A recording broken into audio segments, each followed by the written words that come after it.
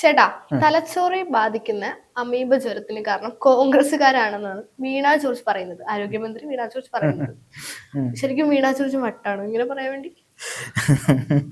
വീണ ജോർജിന് വട്ടാണോ എന്ന് ചോദിച്ചാൽ വീണ ജോർജിന്റെ സംസാരം കേൾക്കുമ്പോൾ നമ്മൾ ചിന്തിക്കും അങ്ങനെയാണോ എന്നുള്ളത്. കാരണം കേരളത്തെ മൊത്തം വലിയ ആശങ്കയിലായെത്തുന്ന ഒരു പ്രധാനപ്പെട്ട രോഗമാണ് ഈ അമീബിക് മസ്തിഷ്ക ജ്വരം എന്ന് പറയുന്നത്. ഈ അമീബിക് മസ്തിഷ്ക ജ്വരത്തിന്റെ ഇത് വരുന്ന ആളുകൾ 99% പേര് മരണപ്പെടുന്നു എന്നുള്ളതാണ് ഇതിന്റെ പ്രത്യേകത. നമുക്ക് നിപ്പ എടുത്ത് പരിശോധിച്ചാൽ നിപ്പ 91 മുതൽ 95% വരെയാണ് നിപ്പയുടെ മരണനിരക്ക്, അല്ലെങ്കിൽ 85 മുതൽ 90% വരെ എന്നൊക്കെ നമുക്ക് പറയാം. പക്ഷേ ഇത് അതുപോലുമല്ല. വരുന്ന ആളുകളിൽ 99% പേരും ഇതിൽ മരണപ്പെടുന്നു എന്നുള്ളതാണ് ഇതിനെ ഏറ്റവും കൂടുതൽ ഭയപ്പെടുന്നത്. ഈ അടുത്ത് തിരുവനന്തപുരം മെഡിക്കൽ കോളേജിൽ ഫംഗൽ അണുബാധയും അമീബിക് മസ്തിഷ്ക ജ്വരവും ഒരുമിച്ച് ബാധിച്ച ഒരു ചെറുപ്പക്കാരൻ, ഒരു കുട്ടി, ആൺകുട്ടി രക്ഷപ്പെട്ടിട്ടുണ്ടായിരുന്നു. അത് മാത്രമാണ് നമുക്ക് ഏറെ ഈ കാര്യത്തിൽ ഒരു വലിയ നമുക്കൊരു ആശ്വാസം ഉണ്ടാക്കുന്ന വാർത്ത. എനിക്ക് തോന്നുന്നു അത് ആ കുട്ടിയുടെ ആയുസിന്റെ ഫലം കൊണ്ടുകൂടിയാണ്. ഡോക്ടർമാരൊക്കെ പറയുന്നത് രണ്ടും കൂടെ ഒരുമിച്ച് വന്ന ഒരാൾ ഒരിക്കലും രക്ഷപ്പെടാനുള്ള സാധ്യതയില്ല. പക്ഷെ ആ കുട്ടിയുടെ പ്രതിരോധ സംവിധാനം, ആ കുട്ടിയുടെ ആയുസിന്റെ ഫലം എന്നൊക്കെ നമ്മൾ പറയാമല്ലോ, അതും കൊണ്ടുകൂടിയാണ് ആ കുട്ടി ആ സമയത്ത് രക്ഷപ്പെട്ടതെന്ന കാര്യത്തിൽ യാതൊരു സംശയവുമില്ല. ഇത് ഒരു തരത്തിലും ഇതിനുള്ള മരുന്നുകൾ കൃത്യമായി ഫലവത്തല്ല എന്നുള്ളതാണ്, അല്ലെങ്കിൽ കൃത്യമായ മെഡിസിൻ ഇത് കണ്ടുപിടിച്ചിട്ടില്ല എന്നുള്ളതാണ് ഇതിന്റെ ഏറ്റവും വലിയ ദുരന്തമായിട്ട് അല്ലെങ്കിൽ നമ്മൾ കാണേണ്ടത്. ഈ ഒരു കാര്യവുമായി ബന്ധപ്പെട്ട് ഇത് തിരുവനന്തപുരം മെഡിക്കൽ കോളേജിലും അതുപോലെ തന്നെ കോഴിക്കോട് മെഡിക്കൽ കോളേജ് ഉൾപ്പെടെയുള്ള സ്ഥലങ്ങളിലുമാണ് ഇതിന്റെ രോഗനിർണയം നടത്തുന്നത്. ഈ രോഗം എങ്ങനെയാണ് വരുന്നത്, ഏത് കാരണത്താലാണ് വരുന്നത്, ഇതിന്റെ ഉറവിടം എന്താണ് എന്നൊക്കെയുള്ള കണ്ടെത്തേണ്ട കാര്യമുണ്ട്. പക്ഷേ നമ്മുടെ കേരളത്തിലെ സർക്കാർ ഈ കാര്യത്തിൽ എന്താ പറയുന്നത്? തിരുവനന്തപുരം മെഡിക്കൽ കോളേജിൽ നിന്ന് രക്ഷപ്പെട്ട ആ കുട്ടിയെ മാത്രം ഉയർത്തിക്കാട്ടിക്കൊണ്ട് ഇത് ഭയങ്കരമായിട്ടുള്ള എന്തോ ചികിത്സ, മികച്ച ചികിത്സ ഞങ്ങൾ കൊടുക്കുന്നുണ്ട്, പക്ഷെ 99% പേര് മരിക്കുന്നു എന്നാണ് ഈ വീണ ജോർജ് ഉൾപ്പെടെയുള്ള ആളുകൾ പറയുന്നത്. ഇതിന്റെ ഉറവിടം എവിടെയാണ് എന്ന് കണ്ടെത്താൻ പറ്റുന്നില്ല. നിപ്പയുടെ ഉറവിടം ഇപ്പോഴും വവ്വാലാണ് എന്ന് പറഞ്ഞുകൊണ്ടിരിക്കുന്ന ആൾക്കാരാണ് ഇവിടെയുള്ള ആരോഗ്യവകുപ്പ്. അതിനും സ്ഥിരീകരണമില്ല എന്നുള്ളതാണ് യാഥാർത്ഥ്യം. എങ്ങനെ ഇത് ആളുകളിലേക്ക് പകരുന്നു? പല നിപ്പ പേഷ്യൻസിനും വവ്വാലുമായിട്ടുള്ള സമ്പർക്കം നമുക്ക് സ്ഥിരീകരിക്കാൻ കഴിഞ്ഞിട്ടില്ല, തെളിയിക്കാൻ കഴിഞ്ഞിട്ടില്ല. അപ്പൊ അതുപോലെ തന്നെയാണ് ഈ അമീബിക് മസ്തിഷ്ക ജ്വരത്തിന്റെ യഥാർത്ഥ ഉറവിടം എന്താണ്? കെട്ടിക്കിടക്കുന്ന വെള്ളമാണ്, കുളമുണ്ട്, അങ്ങനെ പല കാര്യങ്ങളുണ്ട്. ഇതിൽ കുളിക്കാത്ത ആളുകൾക്കും ഈ മസ്തിഷ്ക ജ്വരം കണ്ടിട്ടുണ്ട്. അതെങ്ങനെയാണ് വന്നത് എന്നൊരു വലിയ ചോദ്യമല്ലേ?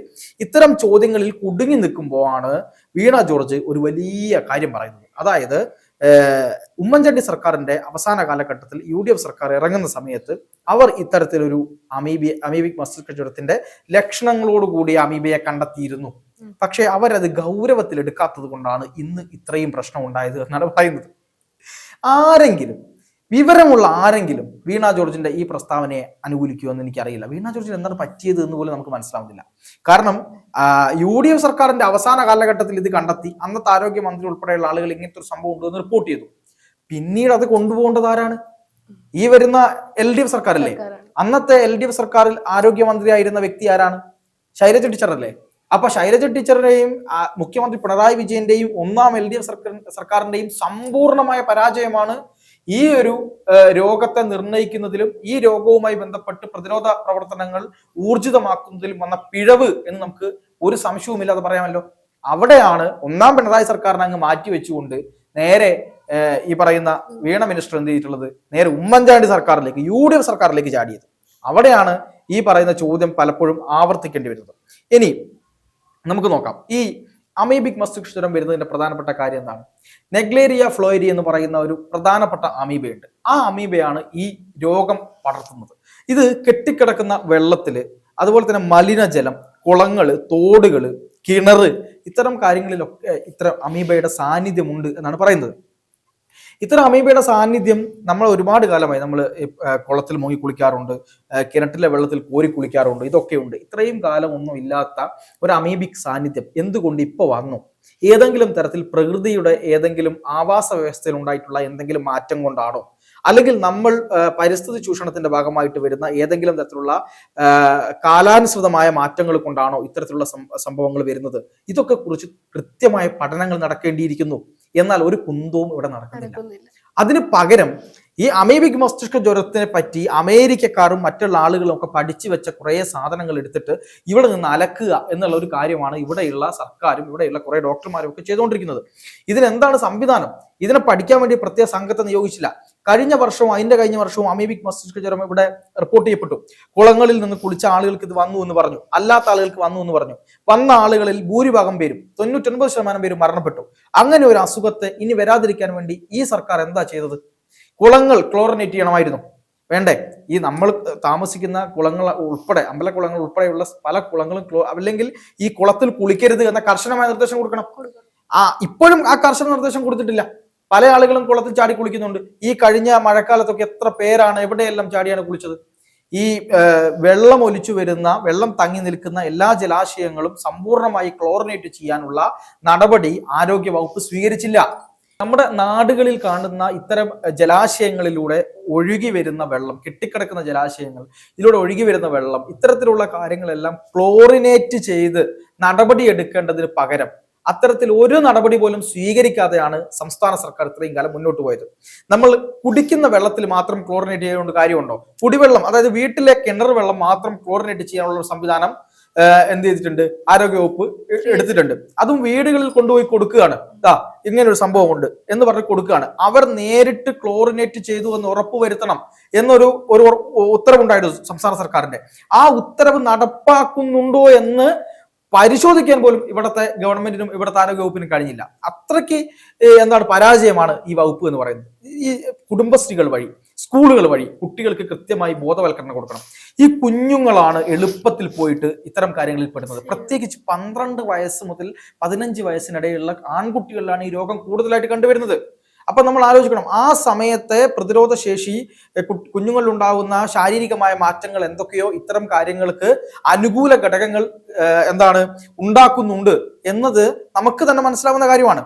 അപ്പൊ അത്തരം കാര്യങ്ങൾ വ്യക്തമായിക്കൊണ്ട് UP സ്കൂൾ തലത്തിൽ തന്നെ കൃത്യമായ ബോധവൽക്കരണ പ്രവർത്തനങ്ങൾ നടത്തേണ്ടതിന് പകരം അതിനെ അവഗണിച്ചു. എന്നിട്ട് ഇപ്പൊ UDF സർക്കാരിന്റെ തലയിലേക്ക് ഇതിനെ ചാരുകയാണ് ആരോഗ്യമന്ത്രി. രണ്ടാമത്തത്, ഇത്തരത്തിലൊരു അസുഖം വന്നു കഴിഞ്ഞാൽ താലൂക്ക് ഹോസ്പിറ്റലുകൾ, നമ്മൾ എന്തെങ്കിലും ഒരു അസുഖം വന്നാൽ പോകുന്ന ഹോസ്പിറ്റലുകളാണ് താലൂക്ക് ആശുപത്രി എന്ന് പറയുന്നത്. താലൂക്ക് ആശുപത്രികളിൽ മരുന്നില്ല. എന്തെങ്കിലും ഒരു കാര്യത്തിന് പോയാൽ അത് കൃത്യമായിട്ടൊന്ന് നോക്കിയിട്ട് ഒരു കൃത്യമായി കൈകാര്യം ചെയ്യാനുള്ള മരുന്ന് അവിടെ ഇല്ല. മെഡിക്കൽ കോളേജുകൾ ആവശ്യത്തിന് മരുന്നില്ല. കാരുണ്യ പദ്ധതിയുമായി ബന്ധപ്പെട്ട ഒരു പദ്ധതി ഇപ്പൊ നടക്കുന്നില്ല. മെഡിക്കൽ കോളേജിൽ കൊണ്ടുപോകുക എന്ന് പറയുന്നത് പോലും ആളുകൾക്ക് ഭയമായി തുടങ്ങിയിരിക്കുന്ന ഒരു കാലഘട്ടത്തിലൂടെയാണ് നമ്മൾ കടന്നു പോകുന്നത്. വലിയ കെട്ടിടങ്ങൾ ഉണ്ടാക്കി വെച്ചിട്ട് കാര്യമില്ലല്ലോ, അതിനകത്ത് സംവിധാനങ്ങൾ വേണ്ടേ? അത്തരം സംവിധാനങ്ങൾ പോലും ഇല്ലാത്തൊരവസ്ഥയിലാണ് ഇപ്പോൾ ഉള്ളത്. ഇപ്പോ ഒരാളെ സംബന്ധിച്ചിടത്തോളം ഇതിന്റെ പ്രാഥമികമായ ലക്ഷണങ്ങൾ എന്തൊക്കെയാണ്? കടുത്ത പനി, തലവേദന, ചിലപ്പോൾ കാഴ്ച രണ്ടായിട്ട് കാണുക, അപസ്മാരം വരിക, കടുത്ത കഴുത്ത് വേദന, കഴുത്ത് ഇങ്ങനെ കഴുത്തും തലയും ഒട്ടിപ്പിടിക്കുന്ന പോലെ വളരെ ടൈറ്റായി പോവുക. അതുപോലുള്ള ഒരുപാട് പ്രശ്നങ്ങളാണ് ഈ കാര്യത്തിൽ കാണിക്കുന്നത്. അങ്ങനെ കാണിക്കുമ്പോൾ ഈ നമ്മുടെ ഞരമ്പുകൾ, കൃത്യമായി നമ്മുടെ തലച്ചോറും സെൻട്രൽ നെർവസ് സിസ്റ്റം, തലച്ചോറ് ഉൾപ്പെടെയുള്ള സെൻട്രൽ നെർവസ് സിസ്റ്റത്തിൽ വരുന്ന അതിഭീകരമായ അറ്റാക്കാണ്. ഇത് പെരുകി ആ ഞരമ്പുകളെ നശിപ്പിച്ച് കളയുന്ന ആ പ്രക്രിയയാണ് ഇത് വരുന്നത്. അപ്പൊ തലച്ചോറിന് ചുറ്റുമുള്ള ഒരു ആവരണമുണ്ട്. തലച്ചോറിന് ചുറ്റും നമ്മുടെ മെനിഞ്ചൈറ്റിസ് എന്ന് പറയുന്നൊരു ഒരു ആവരണമുണ്ട്, മെനിഞ്ചൽ ആവരണം. ആ ആവരണത്തിന് വരുന്ന പരിക്ക് അത് ഗുരുതരമായിട്ടുള്ള പ്രശ്നമാണ്. അതിന്റെ ലക്ഷണമാണ് ഈ കാണിച്ചുകൊണ്ടിരിക്കുന്നത്. ഇപ്പൊ ഫംഗൽ മെനിഞ്ചൈറ്റിസ് ഉണ്ട്, ബാക്ടീരിയൽ മെനിഞ്ചൈറ്റിസ് ഉണ്ട്, വൈറൽ മെനിഞ്ചൈറ്റിസ് ഉണ്ട്, അങ്ങനെ പലതരം മെനിഞ്ചൈറ്റിസ് ഉണ്ട്. ഇതുപോലെ തന്നെയാണ് ഈ അമീബിക് മെനിഞ്ചൈറ്റിസ് എന്ന് പറയുന്നത്. അത് അമീബിക് മെനിഞ്ചോ എൻസെഫലൈറ്റിസ് എന്ന് പറയുന്ന ഒരു അസുഖമാണിത്. അപ്പോൾ ഇതിനെ കൃത്യമായി കണ്ടെത്താനും ഇത് തുടക്കത്തിൽ തന്നെ ട്രീറ്റ്മെന്റ് എടുക്കാനും ഒക്കെയുള്ള പലതരത്തിലുള്ള ഗുരുതരമായ വീഴ്ചകളും ഇപ്പോഴും ഇവിടെ സംഭവിക്കുന്നുണ്ട്. ഇത്രയും കാലമായിട്ട് നമ്മുടെ കോഴിക്കോട് മെഡിക്കൽ കോളേജിൽ ഏറ്റവും കൂടുതൽ റിപ്പോർട്ട് ചെയ്യപ്പെട്ടത് കോഴിക്കോട് മെഡിക്കൽ കോളേജിലാണ്. അവിടെയുള്ള ആളുകളിൽ നിന്നാണ് ഏറ്റവും കൂടുതൽ, അതായത് കോഴിക്കോട് ജില്ല എന്നല്ല, ആ മലബാർ ഏരിയയിലാണ് ഏറ്റവും കൂടുതൽ ഇത് റിപ്പോർട്ട് ചെയ്യപ്പെട്ടത്. അവിടെ ഇത് കണ്ടെത്താനുള്ള ഒരു ഉപകരണം വാങ്ങി വെക്കാൻ പോലും ഇവർക്ക് കഴിഞ്ഞില്ല. ഈ ഒരു 2 ആഴ്ച മുമ്പ്, അല്ല 1.5 ആഴ്ച മുമ്പ് മന്ത്രി AK ശശീന്ദ്രന്റെ പ്രത്യേക ഫണ്ടിൽ നിന്ന് എടുത്തിട്ടാണ് അവിടെ ഒരു ഉപകരണം വാങ്ങിയത് ഇത് കണ്ടെത്താൻ. അപ്പൊ ഇത്രയും കാലം എന്ത് ചെയ്തിരുന്നു? എന്നിട്ട് പറയും നമ്മൾ നമ്പർ 1 കേരളമാണ്, നമ്പർ 1 ആരോഗ്യ വകുപ്പാണ്, നമ്പർ 1 ഇതാണ് എന്നൊക്കെ പറയും.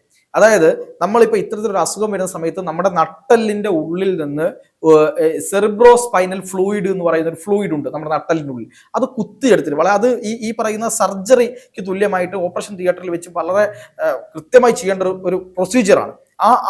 ആ ഫ്ലൂയിഡ് കുത്തിയെടുത്തിട്ട് നമ്മൾ എന്ത് ചെയ്യുന്നു? ഈ പറയുന്ന മൈക്രോസ്കോപ്പിൽ വെച്ച് ആദ്യത്തെ പ്രാഥമികമായ പരിശോധനയിൽ തന്നെ നമുക്ക് കണ്ടുപിടിക്കാൻ കഴിയുന്ന സിസ്റ്റം ഉണ്ട്. പിന്നീട് ഡീപ്പായ പരിശോധനകളിലേക്ക് പോവാം. അതൊക്കെ ഒരു വ്യക്തമായ അല്ലെങ്കിൽ വളരെ വൈദഗ്ധ്യമുള്ള ഒരു മൈക്രോബയോളജിസ്റ്റ് കണ്ടുപിടിക്കാൻ പറ്റുന്ന കാര്യമാണ്.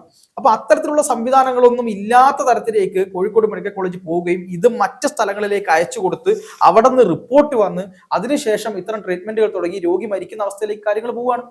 എന്നിട്ട് അതിന്റെ എല്ലാം കാരണക്കാർ UDF സർക്കാരാണ് എന്ന് പറഞ്ഞുകൊണ്ടിരിക്കുന്ന വീണ ജോർജിനെ പോലുള്ള ആളുകൾ എന്താണ് ചെയ്യേണ്ടതെന്ന കാര്യത്തിൽ യാതൊരു നമുക്കൊരു മറുപടി ഇല്ലാത്തൊരവസ്ഥയിലേക്കാണ് കാര്യങ്ങൾ പോകുന്നത്. അപ്പോൾ ഇവിടെ ജനങ്ങളുടെ ജീവൻ ഒരു വിലയുമില്ല.